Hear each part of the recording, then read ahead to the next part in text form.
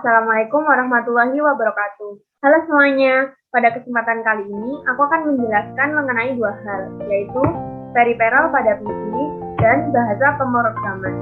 Pertama-tama, kenalin dulu, aku Iva Darun Diasution di 081911733022 dari Prodi Teknik Geometris Fakultas Sains dan Teknologi Universitas Airlangga.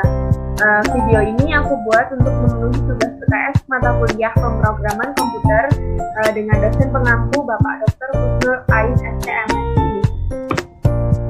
Pertama, periperal pada komputer. Periperal pada komputer adalah sebuah perangkat keras tambahan yang menerima input atau mengeluarkan output pada komputer dengan tujuan untuk membantu komputer untuk melakukan pekerjaan yang tidak dapat dilakukan oleh perangkat keras yang terdapat di dalam casing, serta meningkatkan kegunaannya. Peringkat periperal ini terbagi menjadi 3 macam.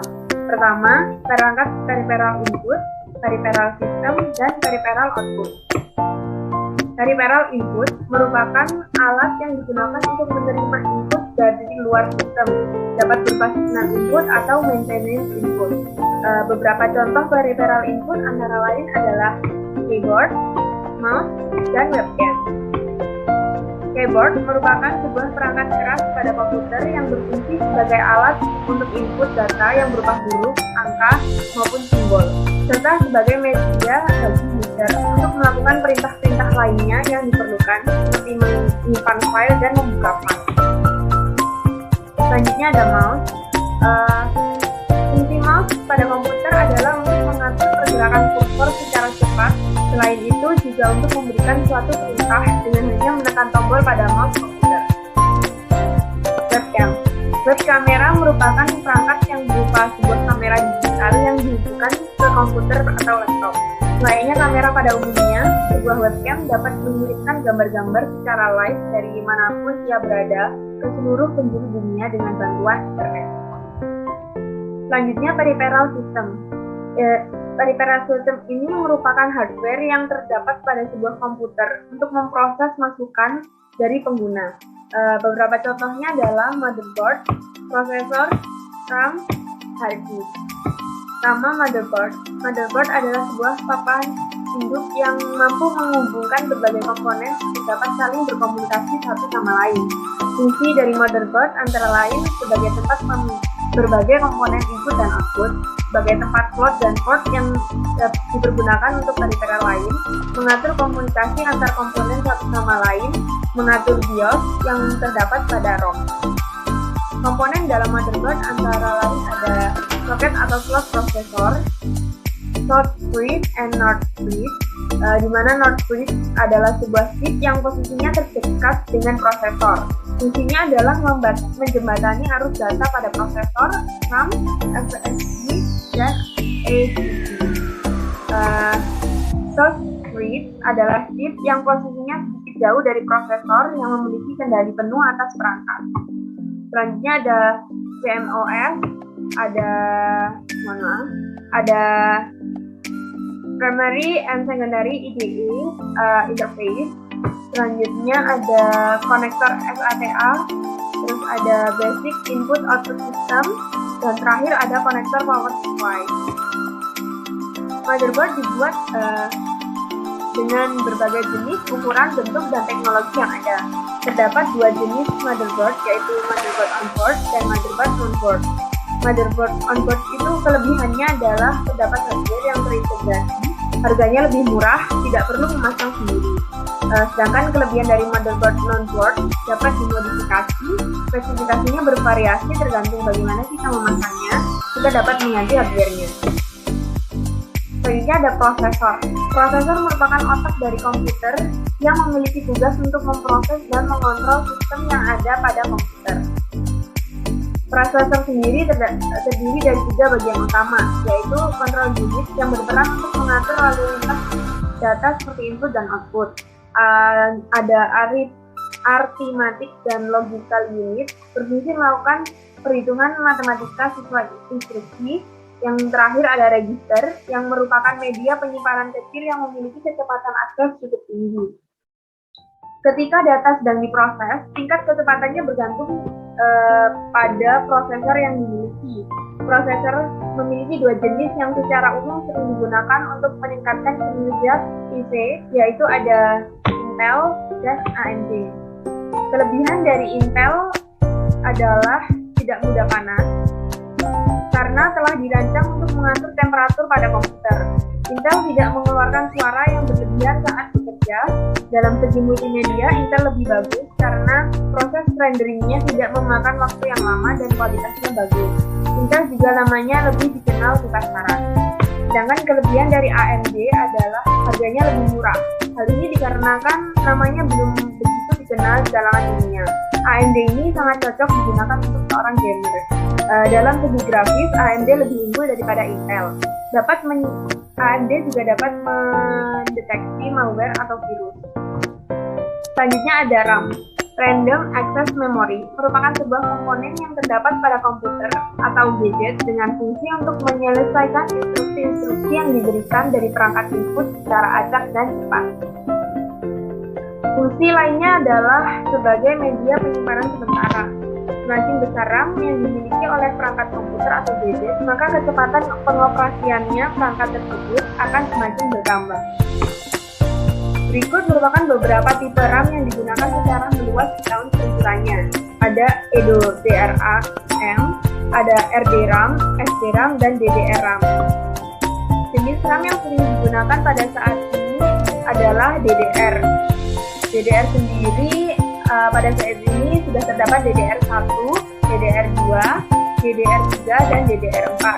Kelebihan DDR4 dibandingkan dengan DDR3 adalah kecepatan atau spesifikasinya telah ditambah dan diperbaiki sehingga memiliki kecepatan atau frekuensi transfer yang lebih baik. Memiliki ukuran kepadatan memori mencapai 16 GB, memiliki konsumsi daya yang jauh lebih sedikit yaitu 1,2 volt sebagai pengganti dari 1,5 volt. Selanjutnya ada hard disk. Hard disk sendiri merupakan sebuah perangkat keras yang tersimpan pada sebuah personal komputer yang berisikan piringan magnetis yang berfungsi sebagai media penyimpanan data yang bersifat permanen. Fungsi dari hard disk yaitu ada sebagai tempat sistem operasi dan program aplikasi diinstal, sebagai tempat data file atau folder disimpan secara permanen, komponen yang memberikan instruksi kepada memori dan prosesor untuk melakukan proses. Bagian-bagian dari hard disk yang pertama ada platter.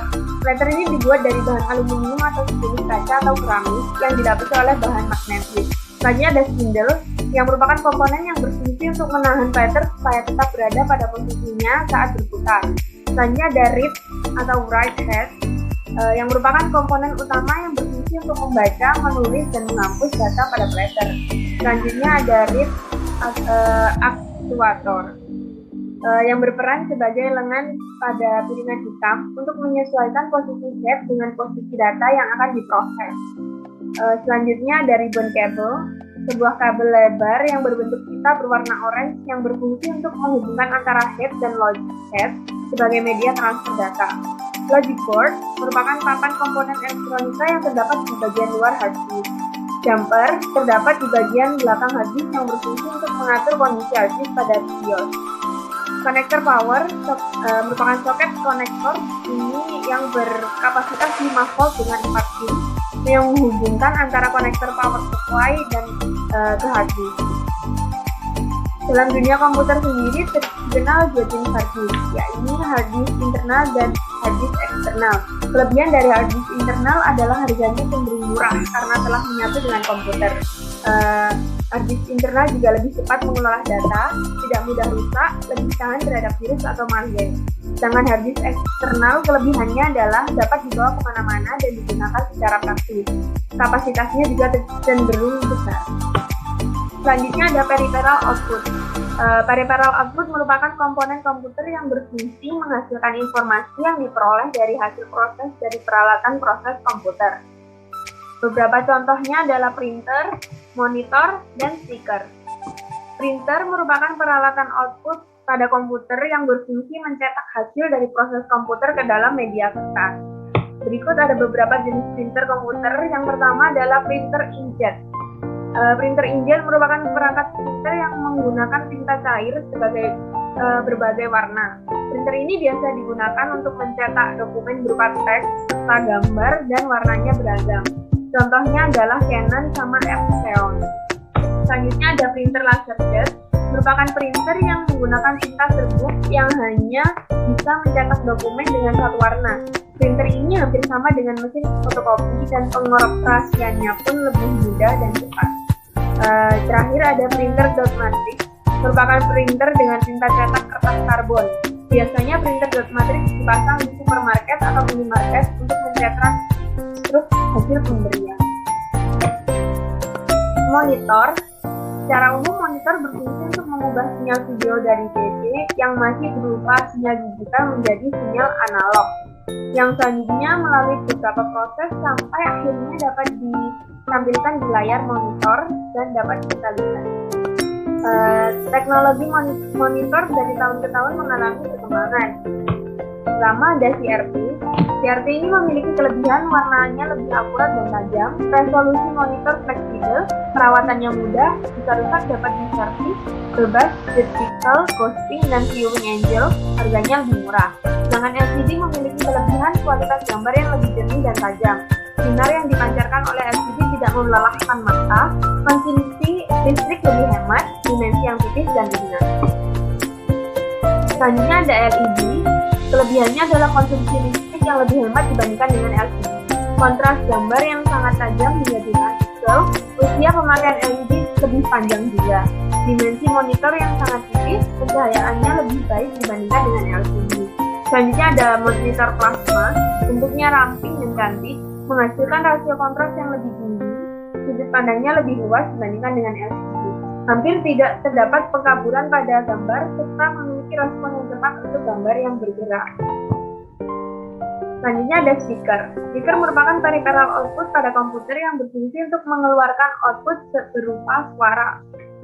Untuk bisa menghasilkan suara yang bisa didengar oleh manusia, terdapat beberapa komponen pada speaker, yaitu konus, membran, kumparan, dan juga magnet. Magnet ini mengemban tugas untuk memberikan instruksi terhadap magnet, sehingga bisa membuahkan medan magnet. Selanjutnya, membran berfungsi untuk menerima gaya induksi yang didapatkan dari magnet, supaya bisa menghasilkan suara dari getaran yang dihasilkan. Kumparan nantinya akan berfungsi untuk mengambilkan energi gerak ke konus. Konus merupakan bagian yang tugasnya menghasilkan gelombang yang didapatkan dari gerakan udara di sekitarnya dan juga disebabkan oleh gerakan kumparan. Gelombang inilah yang kemudian dikenal dengan bunyi. Sampai di sini untuk topik bahasan pertama kita. Selanjutnya saya akan menjelaskan mengenai topik bahasan kedua, yaitu bahasa pemrograman. Pada dasarnya, bahasa pemrograman merupakan instruksi standar yang digunakan pada komputer, sehingga sering disebut dengan bahasa komputer. Pada bahasa komputer terdapat serangkaian susunan yang berisi aturan sintaks dan semantik yang akan berguna untuk mendefinisikan program komputer. Terdapat berbagai macam bahasa pemrograman yang ada pada saat ini. Tapi di sini saya akan menjelaskan mengenai bahasa pemrograman ini, C++ dan Python. Pertama, bahasa pemrograman. Bahasa C merupakan bahasa pemrograman yang tertua dan masih digunakan sampai sekarang. Bahasa C ini dibuat pada tahun 1972 oleh Dennis Ritchie dan telah menjadi ilmu dasar pemrograman apabila Anda ingin mempelajari bahasa pemrograman. Hal ini dikarenakan bahasa C merupakan awal dari lahirnya bahasa pemrograman lain, Java dan C++ dan lain sebagainya. Di Indonesia sendiri, C menjadi pelajaran yang wajib dikuasai pertama kali di universitas jurusan IT maupun lembaga kursus pemrograman. Meskipun C dibuat untuk memprogram sistem dan jaringan komputer, namun bahasa ini juga sering digunakan dalam mengembangkan software aplikasi. Selanjutnya ada bahasa pemrograman C++. Bahasa pemrograman C++ ini merupakan pengembangan dari bahasa C yang sebelumnya. Bahasa ini dikembangkan oleh dari Thorndrup. Perbedaannya dengan bahasa C terletak pada penjelasan masalahnya. Pada C, penyelesaian masalah terfokus membagikan ke dalam subgrup masalah yang lebih kecil. Sedangkan pada C++, berorientasi pada objek, yaitu penyelesaiannya dibagi menjadi kelas-kelas. Bahasa pemrograman C++ ini banyak digunakan karena bila dibandingkan dengan bahasa pemrograman komputer tingkat tinggi lainnya, C++ memiliki kecepatan eksekusi yang cukup tinggi. Perusahaan besar dan populer yang menggunakan bahasa pemrograman C++ diantaranya adalah IBM, Firefox, dan Adobe. Selanjutnya ada bahasa pemrograman Python. Python adalah salah satu bahasa pemrograman yang dapat membangun aplikasi berdasarkan web maupun mobile dan menggunakannya dengan menggunakan bahasa tingkat tinggi. Bahasa pemrograman ini dibuat oleh Guido van Rossum dan dikenal sejak tahun 1991. Python menggunakan bahasa yang mudah dibaca dan sintaks yang mudah dipelajari untuk pemula. Pemrograman ini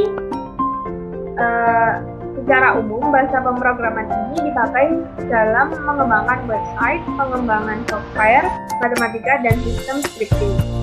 Kemudian perusahaan-perusahaan yang diketahui menggunakan Python sebagai bahasa pemrogramannya antara lain adalah Instagram dan Pinterest. Selain itu, bahasa pemrograman ini juga digunakan beberapa pengembang populer semacam Google, Yahoo, bahkan NASA. Sekian penjelasan saya kali ini mengenai peripheral komputer dan bahasa pemrograman. Kurang lebihnya mohon maaf. Wassalamualaikum warahmatullahi wabarakatuh.